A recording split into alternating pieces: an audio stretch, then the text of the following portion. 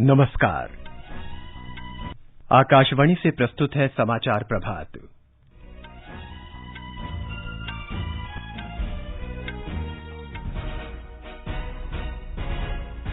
केंद्र सरकार ने खरीफ विपणन सीजन 2021-22 की सभी निर्धारित फसलों के लिए न्यूनतम समर्थन मूल्य बढ़ाने को मंजूरी दी। सरकार ने कहा, जारी उपज खरीद से 1 करोड़ 20 लाख किसान लाभान्वित हुए। न्यूनतम समर्थन मूल्य पर 1,54,000 करोड़ रुपए की खरीद हुई। कोविड से स्वस्थ होने की दर बढ़कर 94.55% हुई। दुनिया के सबसे बड़े टीकाकरण अभियान के अंतर्गत अब तक देश में 24 करोड़ से अधिक कोविड रोधी टीके लगाए गए। गुजरात सरकार ने कोविड मरीजों की संख्या में लगातार कमी को देखते हुए प्रतिबंधों में ढील देने का फैसला किया। झारखंड में कुछ रियायतों के साथ लॉकडाउन 1 सप्ताह के लिए बढ़ाया गया। क्यूएस विश्वविद्यालय रैंकिंग 2022 में भारतीय विज्ञान संस्थान बेंगलुरु को दुनिया के शीर्ष अनुसंधान संस्थानों में पहले स्थान पर, 3 भारतीय विश्वविद्यालयों ने भी शीर्ष 200 में जगह बनाई। महाराष्ट्र में मानसून सक्रिय, मुंबई में रेड अलर्ट, उपनगरीय इलाके रिहायशी भवन गिरने से 11 लोगों की मौत और फ्रेंच ओपन टेनिस टूर्नामेंट में 13 बार के चैंपियन स्पेन के राफेल नडाल सेमीफाइनल में पहुंचे। समाचार प्रभात में फरहत नाज के साथ मैं नवीन सक्सेना। कई राज्यों में कोरोना लॉकडाउन में राहत दी जा रही है। ऐसे में आपसे अपील है कि कोविड महामारी के प्रति कोई भी लापरवाही न बरतें। जब तक आवश्यक न हो घर से बाहर न निकलें और इन आसान उपायों का पालन कर सुरक्षित रहें। मास्क लगाएं, 2 गज की सुरक्षित दूरी बनाए रखें, बार-बार हाथ धोएं, चेहरा साफ रखें और टीका अवश्य लगवाएं। कोविड से संबंधित जानकारी और मार्गदर्शन के लिए राष्ट्रीय हेल्पलाइन काम कर रही है। इनके नंबर हैं 011-2397-8046 और 1075। और अब समाचार विस्तार से।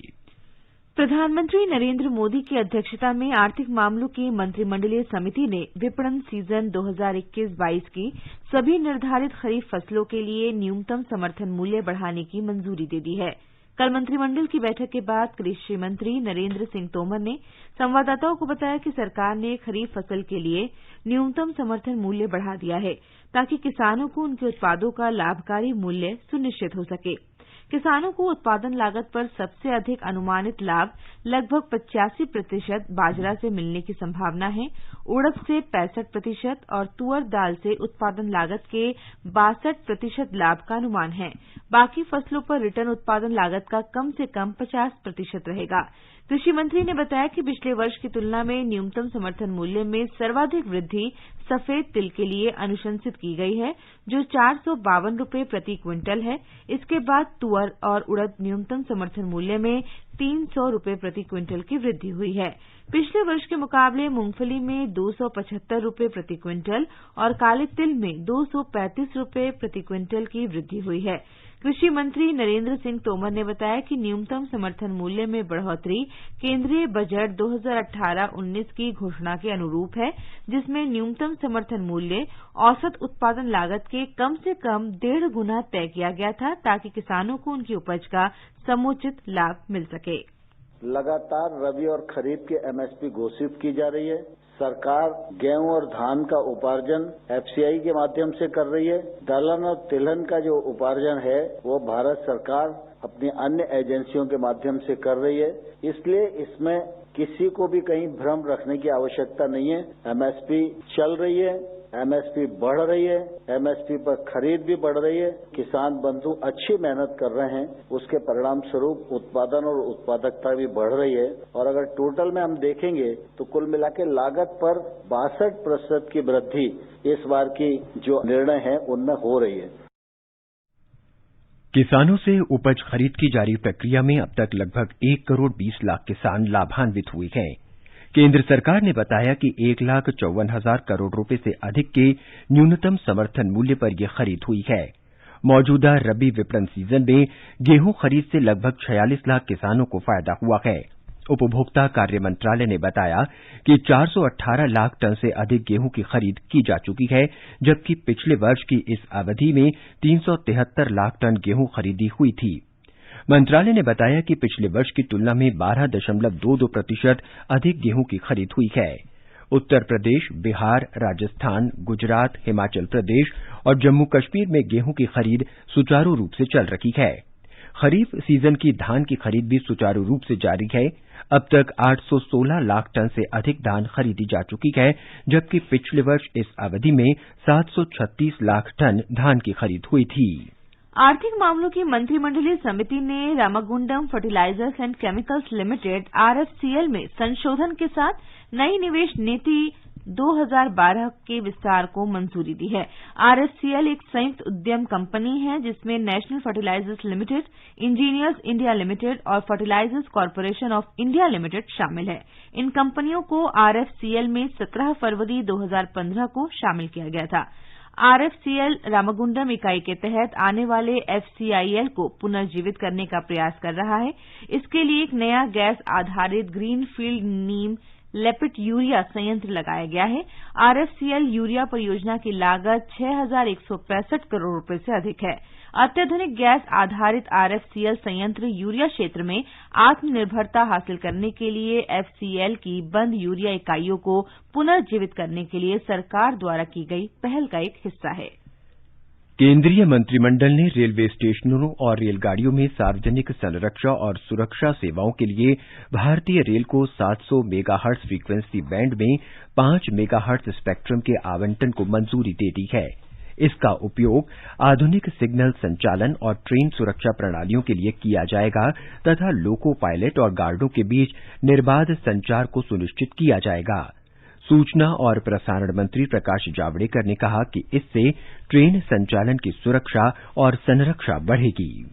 ऑटोमेटिक ट्रेन प्रोटेक्शन की व्यवस्था अब रेलवे में बहुत ज्यादा मजबूत की जा रही है और खुशी की बात यह है कि कोलिजन अवॉइडेंस सिस्टम यानी दो गाड़ियों का टकराव न हो, इसके लिए जो व्यवस्था बनी है वो 4 भारतीय कंपनियों ने बनाई है। ऑटोमेटिक ट्रेन प्रोटेक्शन सिस्टम से और कोलिजन अवॉइडेंस सिस्टम से यातायात की सुरक्षा बढ़ेगी, रियल टाइम कम्युनिकेशन के कारण रेल की गति बढ़ेगी, ज्यादा रेल चलेगी, लोगों की अधिक सुविधा होगी और ये सब आने वाले 5 साल में काम पूरा होगा।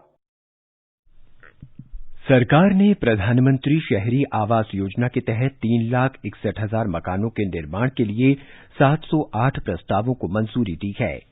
प्रधानमंत्री शहरी आवास योजना के तहत अब तक कुल 1,12,40,000 मकानों के निर्माण की स्वीकृति दी जा चुकी है। इनमें से 82,50,000 मकानों का निर्माण कार्य चल रहा है। अब तक 48,31,000 मकान लाभार्थियों को वितरित किए जा चुके हैं। स्वास्थ्य मंत्रालय ने कहा है कि देश में कोविड के 92,596 नए मरीज सामने आए हैं और 1,62,000 मरीज स्वस्थ हुए हैं। स्वस्थ होने की दर बढ़कर 94.55% हो गई है। अब तक 2,75,00,000 से अधिक लोग महामारी से ठीक हो चुके हैं। इस महामारी से मरने वालों की संख्या 3,53,528 हो गई है। देश में अब तक 24 करोड़ से अधिक कोविड रोधी टीके लगाए जा चुके हैं। केंद्रीय स्वास्थ्य मंत्रालय ने बताया कि कल 31,31,000 टीके लगाए गए।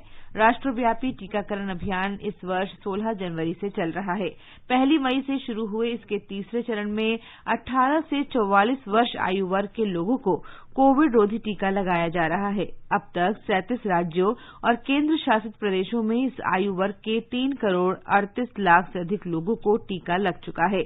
बिहार, दिल्ली, गुजरात, हरियाणा, कर्नाटक, मध्य प्रदेश, महाराष्ट्र, राजस्थान, तमिलनाडु, तेलंगाना, उत्तर प्रदेश और पश्चिम बंगाल में इस आयु वर्ग के 10 लाख से अधिक लोगों को टीके की पहली खुराक दी जा चुकी है। राष्ट्रीय राजधानी में कल 337 लोगों में कोरोना संक्रमण की पुष्टि हुई। दिल्ली सरकार ने कहा है कि कल 752 लोग संक्रमण मुक्त हुए और 36 लोगों की मौत हुई। राष्ट्रीय राजधानी में इस समय 4,511 मरीजों का उपचार चल रहा है। दिल्ली में कल 48,446 लोगों से अधिक लोगों को कोविड के टीके लगाए गए। इसके साथ ही अब तक 57,81,000 से अधिक वैक्सीन डोज लगाई जा चुकी है। मध्य प्रदेश में नए कोविड संक्रमितों की संख्या 500 से नीचे आ गई है। मुख्यमंत्री शिवराज सिंह चौहान ने कहा कि राज्य में कोविड संक्रमण अब समाप्ति की ओर है। मुख्यमंत्री ने महामारी की दूसरी लहर से उपजी स्थिति और प्रबंधों की समीक्षा की। एक रिपोर्ट। संक्रमण के मामले में प्रदेश का देश में 23वां स्थान है। राज्य की रिकवरी रेट 98% हो गई है। राज्य में 453 नए मामले सामने आए हैं, जबकि 1329 मरीज संक्रमण से स्वस्थ हुए हैं। सक्रिय मामले घटकर 7071 हो गए हैं। वहीं पॉजिटिविटी दर घटकर 0.5% हो गई है। 10 जिलों में कोरोना का कोई नया मामला सामने नहीं आया है। प्रदेश के सिर्फ 2 जिलों इंदौर और भोपाल में साप्ताहिक पॉजिटिविटी दर 2% से ज्यादा है। इस बीच भोपाल में आज से ग्रेडेड अनलॉक के तहत बाजार फिर से खोलने के एक दिन पहले 39 टीकाकरण केंद्रों पर व्यापारियों और उनके कर्मचारियों के लिए टीकाकरण अभियान चलाया गया। पूजा पीवर्धन, आकाशवाणी समाचार, भोपाल। गुजरात में कोविड संक्रमितों की संख्या लगातार घट रही है। इसे देखते हुए राज्य सरकार ने प्रतिबंधों में ढील देने का फैसला किया है। गांधीनगर में कल मुख्यमंत्री विजय रूपाणी की अध्यक्षता में हुई कोर समिति की बैठक में ये फैसला लिया गया। ब्यौरा हमारे संवाददाता से। गुजरात सरकार द्वारा दी गई ढील के अनुसार होटल और रेस्टोरेंट में होम डिलीवरी और टेक अवे सुविधा के साथ साथ अब सुबह 9 से शाम 7 बजे तक 50% की क्षमता के साथ ग्राहकों को बैठने की भी छूट होगी। जिम्नेशियम भी कोविड की सुरक्षा के उपायों के साथ 50% क्षमता से खोले जा सकेंगे। इसी तरह 11 से 26 जून के बीच राजनीतिक, सामाजिक, धार्मिक और सांस्कृतिक कार्यक्रम अधिकतम 50 लोगों की उपस्थिति के साथ किए जा सकेंगे। सभी धार्मिक स्थल खोले जाएंगे। बाग, बगीचे और लाइब्रेरी सुबह 6 से शाम 7 बजे तक खुले रखे जा सकेंगे। दुकानों के साथ साथ सभी व्यावसायिक प्रतिष्ठान अब सुबह 9 से शाम 7 बजे तक खोले जा सकेंगे। हालांकि राज्य के 36 शहरों में लागू रात 9 से सुबह 6 बजे तक का रात्रि कर्फ्यू जारी रहेगा। योगेश पंड्या, आकाशवाणी समाचार, अहमदाबाद। महाराष्ट्र में कोरोना के 10,989 नए मामले सामने आए और 261 लोगों की मृत्यु दर्ज की गई। राज्य के स्वास्थ्य विभाग के अनुसार महाराष्ट्र में संक्रमण के अब 58,63,880 मामले और मृतकों की संख्या 1,01,833 हो गई है। संक्रमण से स्वस्थ होने वालों की संख्या बढ़कर 55,97,304 हो गई है। झारखंड में 17 जून तक लॉकडाउन बढ़ा दिया गया है। राज्य में पूर्णबंदी आज सुबह समाप्त हो रही थी। राज्य सरकार ने कुछ छूट के साथ अनलॉक 2 के दिशा निर्देश जारी किए हैं। राज्य में स्वास्थ्य सुरक्षा सप्ताह अब 17 जून तक प्रभावी रहेगा। ब्यौरा हमारे संवाददाता से। झारखंड में मौजूदा लॉकडाउन 17 जून तक बढ़ा दिया गया है। सप्ताहांत में राज्य में पूर्ण तालाबंदी का पालन किया जाएगा। पूर्ण लॉकडाउन के दौरान केवल चिकित्सा सुविधाओं और दुकानों को खोलने की अनुमति दी गई है। वहीं अनलॉक 2 में प्रदेश के 23 जिलों में शाम 4 बजे तक सभी दुकानों को खोलने की छूट दी गई है। सबसे संक्रमित जिले पूर्वी सिंहभूम में कोई ढील नहीं दी गई है, जहां सभी दुकानें बंद रहेंगी। सभी सरकारी और निजी कार्यालय अब 1/3 उपस्थिति के साथ शाम 4 बजे तक खुले रहेंगे। निजी वाहनों के लिए राज्य के भीतर किसी भी आवाजाही के लिए ई पास आवश्यक है। राज्य के बाहर से आने वाले लोगों के लिए 7 दिनों के होम क्वारंटाइन को अनिवार्य करते हुए अंतर्राज्यीय बसों को प्रतिबंधित कर दिया गया है। स्वास्थ्य सुरक्षा सप्ताह में अन्य मौजूदा दिशा निर्देश समान रहेंगे। शिल्पी, आकाशवाणी समाचार, रांची। ये समाचार आकाशवाणी से प्रसारित किए जा रहे हैं। माँ कब आएगा? अभी आएगा। अरे बोलो ना माँ, कब आएगा? बोला ना, अभी आ जाएगा। ये ले, आ गया कुआं। अरे कुआं नहीं माँ, हमारे घर नल से जल कब आएगा? नल से? अरे गुड्डी, बहुत जल्दी आएगा पानी। जल जीवन मिशन आ चुका है। हम 1 कदम उठाएंगे तो सरकार 10 कदम उठाएगी। सच? तुम्हारे मुंह में घी शक्कर।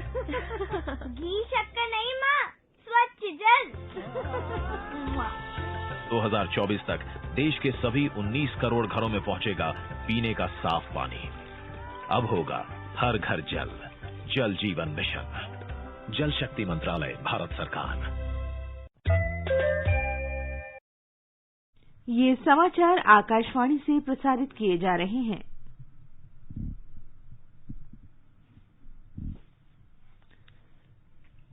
समाचार प्रभात में आपका फिर स्वागत है। आगे बढ़ने से पहले एक नजर मुख्य समाचारों पर। केंद्र सरकार ने खरीफ विपणन सीजन 2021-22 की सभी निर्धारित फसलों के लिए न्यूनतम समर्थन मूल्य बढ़ाने को मंजूरी दी। सरकार ने कहा, जारी उपज खरीद से 1,20,00,000 किसान लाभान्वित हुए। न्यूनतम समर्थन मूल्य पर 1,54,000 करोड़ रुपए की खरीद हुई। कोविड से स्वस्थ होने की दर बढ़कर 94.55% हुई। दुनिया के सबसे बड़े टीकाकरण अभियान के अंतर्गत देश में अब तक 24 करोड़ से अधिक कोविड रोधी टीके लगाए गए। गुजरात सरकार ने कोविड मरीजों की संख्या में लगातार कमी को देखते हुए प्रतिबंधों में ढील देने का फैसला किया। झारखंड में कुछ रियायतों के साथ लॉकडाउन 1 सप्ताह के लिए बढ़ाया गया। क्यूएस विश्वविद्यालय विश्व रैंकिंग 2022 में भारतीय विज्ञान संस्थान बेंगलुरु दुनिया के शीर्ष अनुसंधान संस्थानों में पहले स्थान पर, 3 भारतीय विश्वविद्यालयों ने भी शीर्ष 200 में जगह बनाई। महाराष्ट्र में मानसून सक्रिय, मुंबई में रेड अलर्ट, उपनगरीय इलाके में रिहायशी भवन गिरने से 11 लोगों की मौत। और फ्रेंच ओपन टेनिस टूर्नामेंट के पुरुष सिंगल्स सेमीफाइनल में स्पेन के राफेल नडाल का मुकाबला नोवाक जोकोविच से। केंद्र कोविड महामारी के दौरान लोगों की सुविधा के लिए बनाई गई राष्ट्रीय स्तर की हेल्पलाइन नंबर के बारे में जागरूकता फैला रहा है। सूचना और प्रसारण मंत्रालय अपने विभिन्न विभागों के माध्यम से इन हेल्पलाइन के बारे में जागरूकता बढ़ा रहा है। विभिन्न हेल्पलाइन नंबर इस प्रकार हैं। कोविड संबंधी सवालों के जवाब देने के लिए स्वास्थ्य और परिवार कल्याण मंत्रालय की हेल्पलाइन है 1075। महिला और बाल विकास मंत्रालय की चाइल्ड हेल्पलाइन 1098 है। वरिष्ठ नागरिकों के लिए सामाजिक न्याय और अधिकारिता मंत्रालय का हेल्पलाइन नंबर है 14567। मनोवैज्ञानिक सहायता के लिए राष्ट्रीय मानसिक स्वास्थ्य और तंत्रिका विज्ञान संस्थान निमहांस का नंबर है 080461100007। आयुष कोविड परामर्श हेल्पलाइन नंबर है 14443 और MyGov WhatsApp help desk number है 9013151515। नीति आयोग में स्वास्थ्य मामलों के सदस्य डॉक्टर वीके पॉल ने कहा है कि लॉकडाउन में छूट मिलने का ये अर्थ नहीं है कि हम निश्चिंत हो जाएं और लापरवाही बरतें। आकाशवाणी से विशेष बातचीत में उन्होंने कोविड संबंधी दिशा निर्देशों का लगातार पालन करते रहने की सलाह दी है।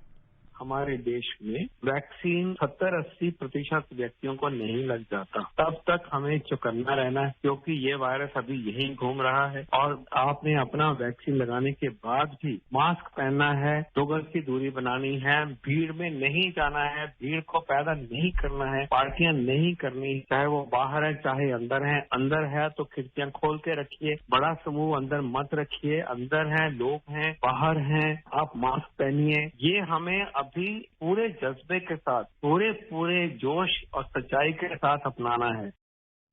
केंद्र स्वास्थ्य मंत्रालय के समय के साथ किए गए उपायों से कोरोना महामारी का असर कम करने में मदद मिली है। मंत्रालय ने ऐसे अनेक कदम उठाए हैं जिनसे नागरिकों तक सही और पुष्ट जानकारी पहुंच सके।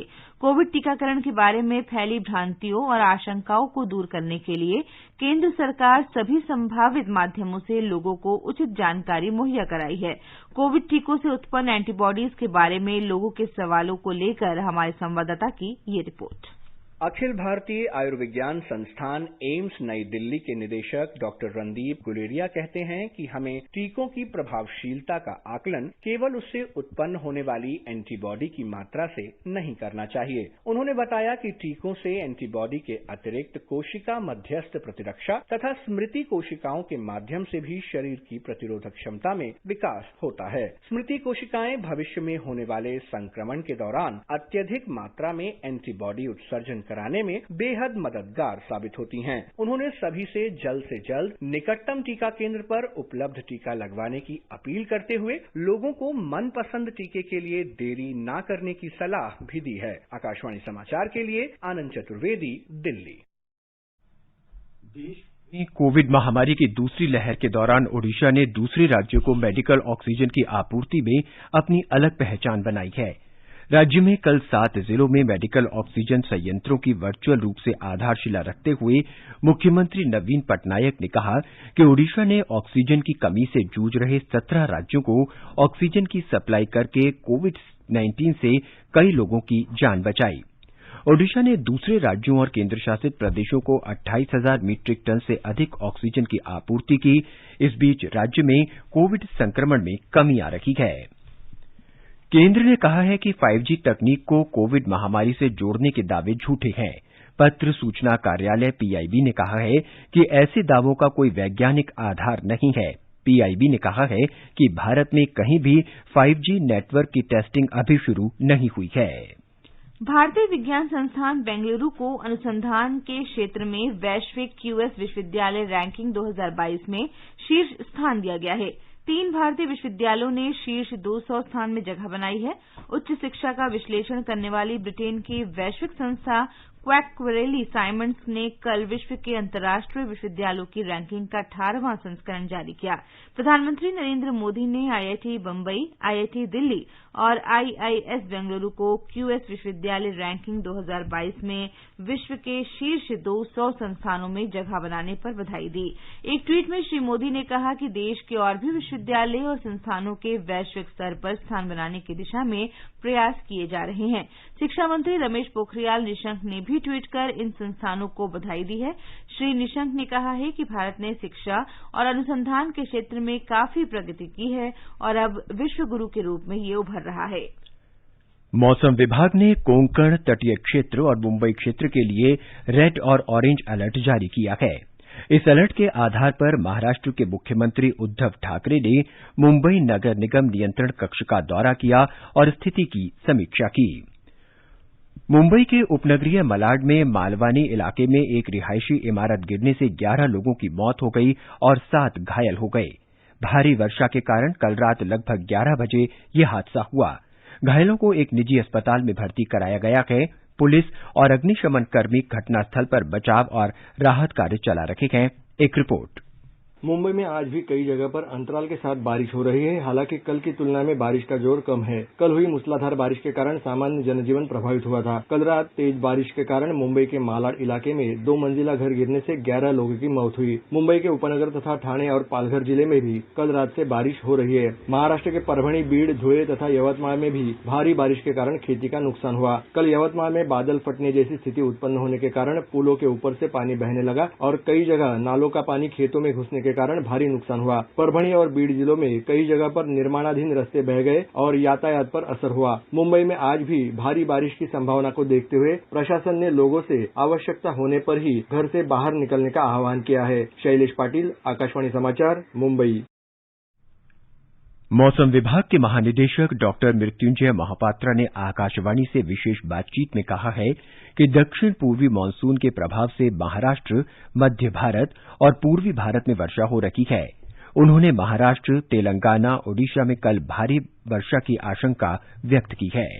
साउथ ईस्ट मानसून अभी देश में आगे बढ़ रही है और इसके प्रभाव में महाराष्ट्र, सेंट्रल इंडिया और ईस्टर्न इंडिया में बारिश हो रही है। अगले 24 से 48 घंटे के अंदर एक low pressure area north Bay of Bengal में डेवलप हो सकता है। इसके प्रभाव में और मानसून सक्रिय होगा और ईस्टर्न इंडिया को कवर करेगा और इसके साथ साथ heavy to very heavy rainfall Orissa, Chhattisgarh, Telangana, Maharashtra और विदर्भ एरिया के वगैरह में हो सकता है। इंडियन प्रीमियर लीग आईपीएल के बाकी मैच 19 सितंबर से 15 अक्टूबर तक संयुक्त अरब अमारात में खेले जाएंगे। भारतीय क्रिकेट कंट्रोल बोर्ड के उपाध्यक्ष राजीव शुक्ला ने इस बात की पुष्टि की कि अंतर्राष्ट्रीय क्रिकेट परिषद आईसीसी ने अभी तक 2020 विश्व कप की तारीखों की घोषणा नहीं की है। विश्व कप आईपीएल के बाद शुरू होना है। विश्व कप का आयोजन भी भारत में होना था, लेकिन अब ये टूर्नामेंट अमारात या पड़ोसी देश ओमान में खेला जाएगा। क्रिकेट बोर्ड को 28 जून तक आईसीसी को ये बताना है कि देश में कोविड महामारी के कारण वह विश्व कप का पहला आयोजन भारत में कर सकता है या नहीं। पुरुष सिंगल्स में 13 बार के चैंपियन स्पेन के राफेल नडाल सेमीफाइनल में पहुंच गए हैं। उन्होंने क्वार्टर फाइनल में अर्जेंटीना के डियोगो श्वार्टजेमैन को हराया। सेमीफाइनल में नडाल का मुकाबला दुनिया के नंबर 1 खिलाड़ी सर्बिया के नोवाक जोकोविच और इटली के मैटेओ बेरेटिनी के बीच होने वाले मैच के विजेता से होगा। टोक्यो ओलंपिक खेल शुरू होने में 43 दिन बाकी हैं। आकाशवाणी से जारी विशेष श्रृंखला में आज हम बात करेंगे भारत की प्रमुख टेबल टेनिस खिलाड़ी मनिका बत्रा की।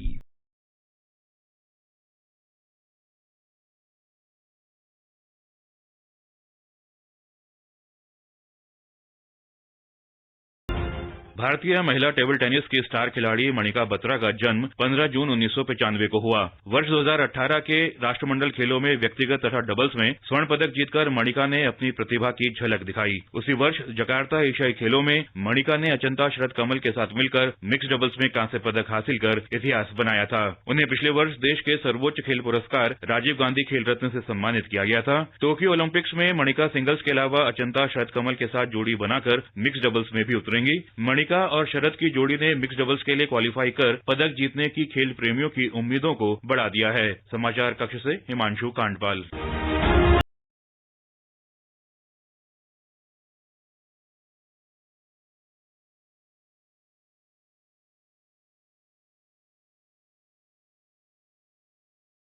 इस बीच भारतीय ओलंपिक महासंघ ने जनभावनाओं का सम्मान करते हुए निर्णय लिया है कि ओलंपिक खेलों में भारतीय एथलीट सहित पूरा दल बिना ब्रांड वाले वस्त्रों का उपयोग करेंगे। भारतीय ओलंपिक महासंघ के अध्यक्ष डॉक्टर नरेंद्र ध्रुव बत्रा और महासचिव राजीव मेहता ने आधिकारिक बयान जारी कर ये जानकारी दी। ये समाचार हमारी वेबसाइट newsonair.com/hindi पर भी उपलब्ध हैं। और फरहद, अब बताएं कि आज के समाचार पत्रों में क्या विशेष है। जी, नवीन सरकार द्वारा वर्ष 2021-22 के दौरान धान सहित कई खरीफ फसलों का न्यूनतम समर्थन मूल्य बढ़ाने की खबर को आज के सभी समाचार पत्रों ने अपने पहले पन्ने पर प्रकाशित किया है। दैनिक ट्रिब्यून ने लिखा है, धान का एमएसपी 72 और बाजरे का 100 रुपये बढ़ा। वीर अर्जुन की सुर्खी है, केंद्र सरकार का किसानों को तोहफा, धान समेत कई खरीफ फसलों का समर्थन मूल्य बढ़ा। जनसत्ता ने लिखा है, केंद्र सरकार का फैसला, खरीफ फसलों के न्यूनतम समर्थन मूल्य में बढ़ोतरी। अमर उजाला की सुर्खी है, दूसरे साल बढ़ी दरें, सरकार का फसल की लागत पर 85% तक लाभ का दावा। कांग्रेस नेता और पूर्व केंद्रीय मंत्री जितिन प्रसाद के भारतीय जनता पार्टी में शामिल होने को भी अखबारों ने पहले पन्ने पर दिया है। हिन्दुस्तान ने लिखा है, कांग्रेस नेता जितिन प्रसाद ने भाजपा का दामन थामा। लोकसत्ते की खबर है, कांग्रेसी जितिन प्रसाद बने भाजपाई। वहीं नवभारत टाइम्स ने दिया है, जितिन भी बीजेपी में हाथ छोड़ने के कुछ और संकेत। देश में कोविड के एक दिन में 1 लाख से कम मामले आने को भी समाचार पत्रों ने सुर्खी बनाया है। राष्ट्रीय सहारा ने लिखा है, एक्टिव केस 12 लाख से नीचे। जनसत्ता लिखता है, लगातार तीसरे दिन कोविड के 1 लाख से कम मामले। पंजाब केसरी की सुर्खी है, दिल्ली में कोरोना से ठीक होने की दर 98%।